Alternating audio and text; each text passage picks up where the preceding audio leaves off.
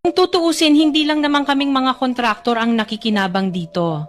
Marami din sa inyo, mga politiko, ang nagpapataba ng bulsa sa pangungurakot.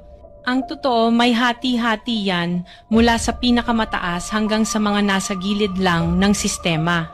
Huwag nyo kaming gawing panakipbutas kasi kung babalikan ang lahat ng transaksyon, makikita ninyong mas malaki pa ang napupunta sa inyo kaysa sa amin. Lahat tayo alam ang laro, pero pag nahuhuli, kami lang ang tinuturo at pinarurusahan. Kaya wag ninyong ipakita sa publiko na malinis kayo dahil sa bawat proyekto may kapalit na porsyento para sa inyong mga opisina. Ang sistema mismo ang nagtutulak sa amin na sumunod kung hindi kami papayag, wala kaming makukuhang proyekto. Pero sa likod niyan, kayo rin ang pinakaunang nagdidikta kung magkano ang dapat itabi para sa inyo. Kaya kung talagang seryoso kayong mag-imbestiga, wag lang kaming kontraktor ang sisihin.